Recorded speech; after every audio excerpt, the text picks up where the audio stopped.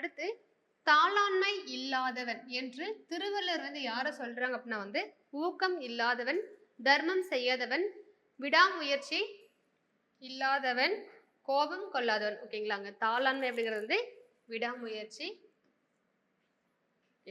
அப்ப தாளாண்மை இல்லாதவன் அப்படிங்கிறது எது சொல்றாங்க? விடாமுயற்சி இல்லாதவன சொல்றாங்க. ஓகேவா? நம்ம ஆல்ரெடி இந்த கொஸ்டின் பார்த்திருக்கோம்.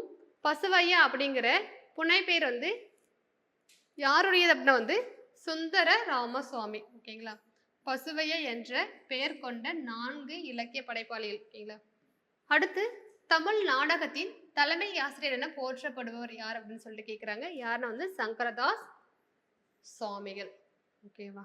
ஹாங்சி அப்படிங்கிறது வந்து ஆக்சுவலி இந்த இவங்க வந்தாங்க இல்லையா, யுவான் ஷுவாங் பாகியன் வருவாங்க இல்லையா, அவங்க பார்த்தீங்கன்னா சைனீஸ் மதம் இருக்கு இல்லையா, இந்த ஹாங்ஷிங்கிறது வந்து எதை மென்ஷன் பண்ணி சொல்றாங்கன்னா வந்து காஞ்சி.